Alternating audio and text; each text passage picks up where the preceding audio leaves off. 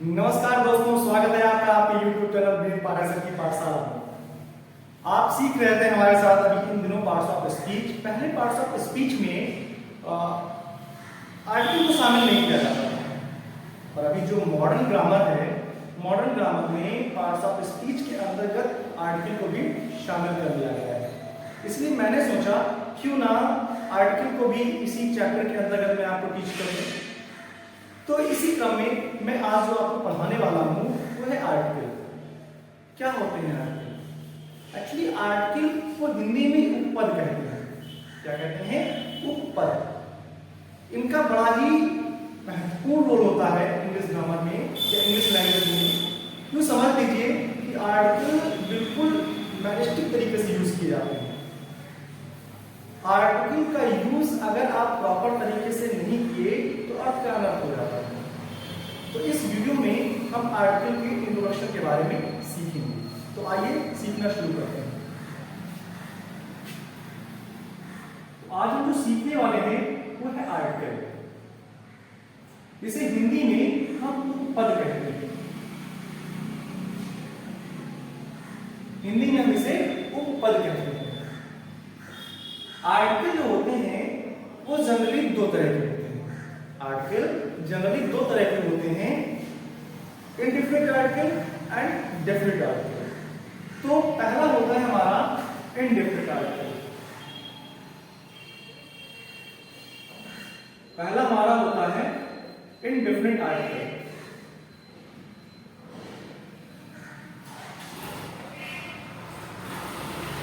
Indefinite article होते हैं ये संख्या में दो। इंडेफिनिट आर्टिकल नंबर में कितने होते हैं? दो। That few indefinite articles a and an, ये हमारे दो indefinite articles होते हैं। अब दूसरा हमारा जो होता है वो होता है definite article। क्या होता है? definite article।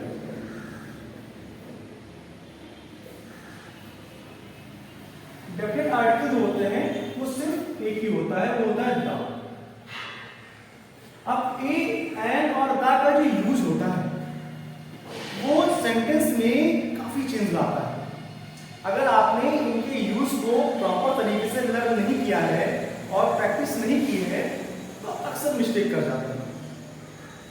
और सच बताऊं तो लोग इंटरमीडिएट क्वालिफाई हो जाते हैं, पर अगर उनसे प्रॉपर तरीके से ए, एन और द का प्रयोग पूछा जाए तो काफी कंफ्यूज हो जाते हैं और कॉम्पिटिटिव एग्जाम में यही कर फंसाता है।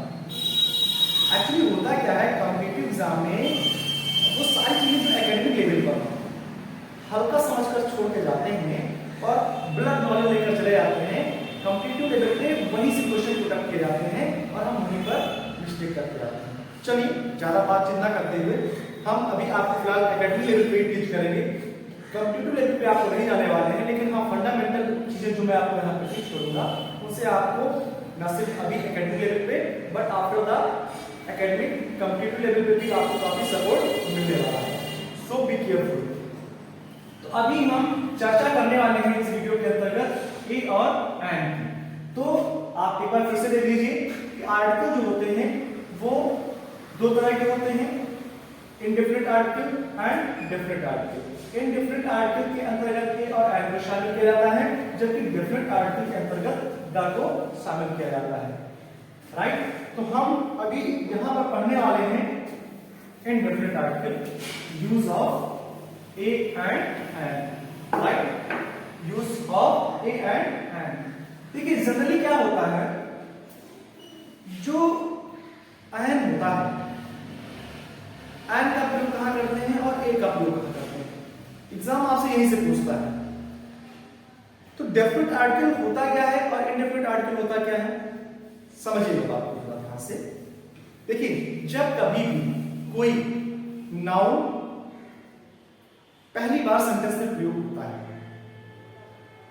जब कोई नाउन, जैसे हम कोई चीज लिखते हैं तो उसमें जब किसी नाउन का जिक्र फर्स्ट टाइम होता है तो मोस्ट ऑफ द टाइम क्या होता है, हम इंडेफिनिट आर्टिकल का प्रयोग करते हैं। क्यों? क्योंकि हम उस नाउन से परिचित नहीं होते इनडिफिनिट का अर्थ क्या होता है? अनिश्चित। यानी कि जब हमारा नाउन जो हो क्या हो?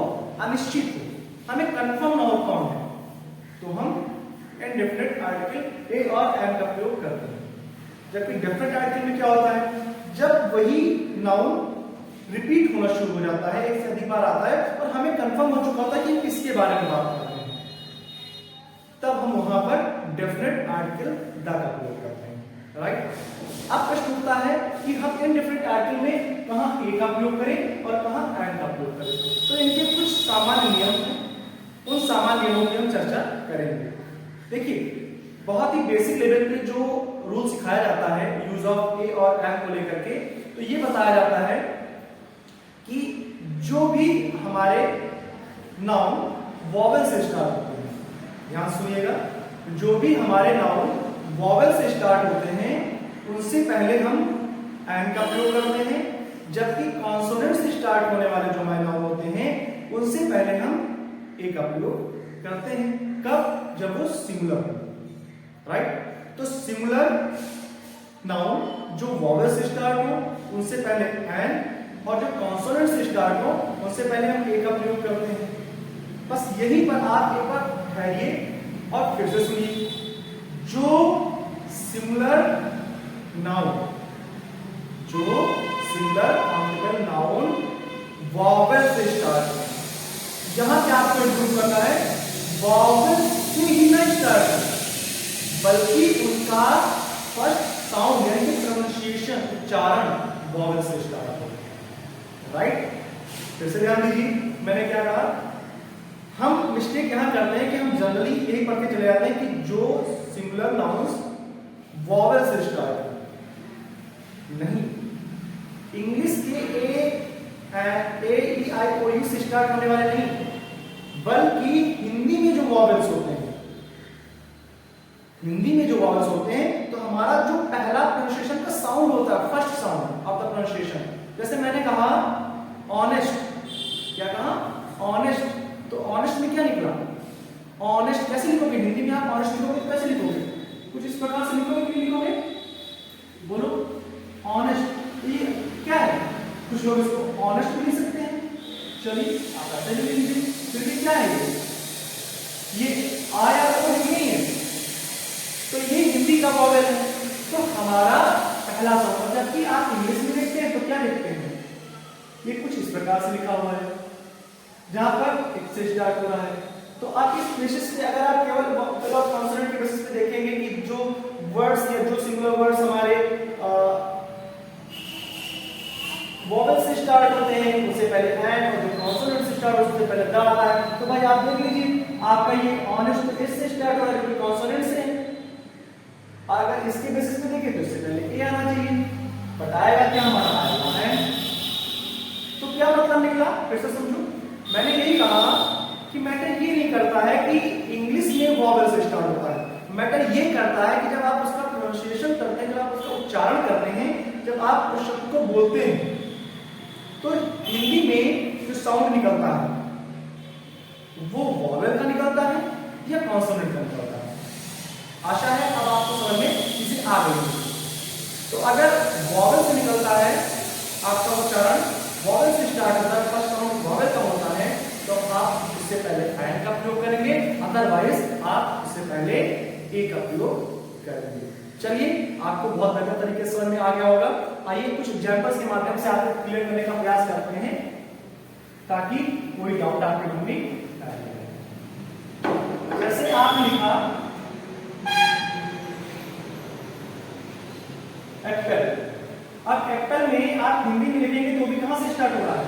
ए से स्टार्ट हो रहा है, तो हिंदी में ए से स्टार्ट हो रहा है और इंग्लिश में भी ए से स्टार्ट हो रहा है, यानी दोनों ही वॉवेल है, हिंदी का भी वॉवेल है और इंग्लिश का भी वॉवेल है। तो इससे पहले हम सिंगुलर एप्पल के लिए क्या लिखेंगे? And Apple, right. आपने लिखा एलिफेंट,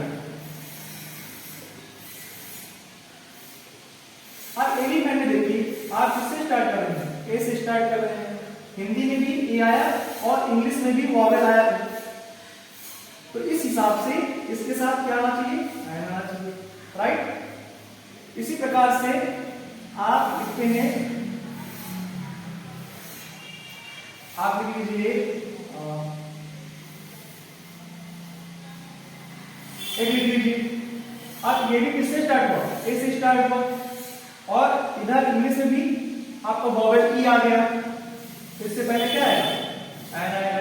हाँ, एक चीज और याद रखिएगा, अगर जिन बच्चों को पता ना हो कि इंग्लिश में कितने वॉवेल होते हैं, तो मैं उन्हें ये बता दूं, इंग्लिश में आपके 5 वॉवेल्स होते हैं, ए, ई, आई, ओ एंड यू। तो ये कुल 5 वॉवेल्स होते हैं इंग्लिश में, राइट? तो इसे आप याद रखिएगा। जिन बच्चों को ना कंफर्म हो, उनको कंफर्म होना चाहिए कि इंग्लिश में कितने वॉवेल्स होते हैं? 5, ए, ई, आई, ओ, यू। चलिए लौटते हैं टॉपिक पे। जैसे आपने लिखा एरोप्लेन, एरोप्लेन,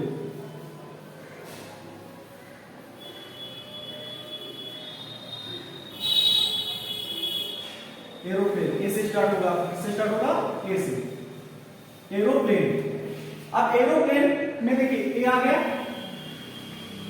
और यहां भी ए आ गया, तो दोनों तरह से ए आने से क्या हो गया? एन आ जाएगा, राइट? तो आपने देखा कि जब हमारा वर्ड शुरू में किससे हो रहा है?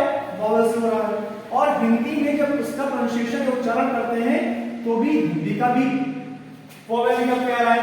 तो ऐसे केस में जब हिंदी में भी क्या निकल रहा है? आपका वॉवेल का साउंड निकल रहा है, तो हम उससे पहले एन का प्रयोग कर रहे हैं। इसी प्रकार से भले ही हमारा वर्ड इंग्लिश की वॉवेल से स्टार्ट हो रहा हो, पर अगर हिंदी का वॉवेल साउंड से स्टार्ट नहीं होता तो हम उससे पहले कभी भी एन का प्रयोग नहीं करते। जैसे ऑनेस्ट। अब ऑनेस्ट देखिए बेटा, ये इसे हम क्या पढ़ेंगे? इसे हम ऑनेस्ट नहीं पढ़ेंगे, इसे हम पढ़ेंगे ऑनेस्ट। अब ये क्या है हमारा? ये इंग्लिश के कॉन्सोनेंट से स्टार्ट हो रहा है, लेकिन इसका साउंड फर्स्ट हम क्या बोल रहे हैं? ऑफ, ऑनेस्ट, जो कि हिंदी का वॉवेल है। तो इससे पहले हम क्या लाएंगे? एन लाएंगे, बल्कि ए नहीं लाएंगे। समझ में आया? अच्छा, समझ में आ रहा है? अच्छा, जैसे आ गया हमारा, चलिए अब इसको इरेज करते हैं।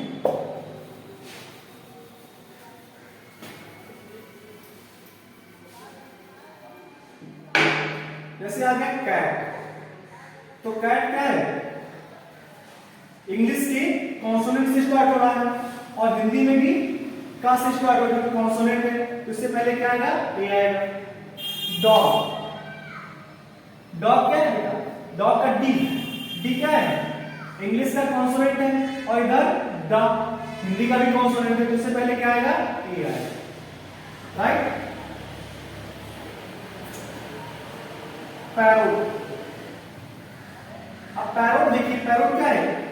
इंग्लिश का कॉन्सोनेंट पी आ गया, और हिंदी में भी कॉन्सोनेंट पा आएगा। क्या आ जाएगा? पा। तो इसलिए हम इससे पहले क्या लाएंगे? ए लाएंगे, राइट? तो इस प्रकार से जो कॉन्सोनेंट से स्टार्ट हो रहे हैं और उनका फर्स्ट साउंड भी कॉन्सोनेंट हो, तो हम उनके पहले ए का प्रयोग करते हैं। जबकि जो सिंगुलर नाउन हमारे वॉवेल से स्टार्ट हो रहे हैं, उनका फर्स्ट साउंड भी वॉवेल ही निकल रहा हो, उससे पहले एन लाते हैं। और अगर वो कॉन्सोनेंट से स्टार्ट भी हो रहे हों, बट उनका फर्स्ट साउंड वॉवेल का होता है, तो भी हम उससे पहले एन का ही प्रयोग करते हैं।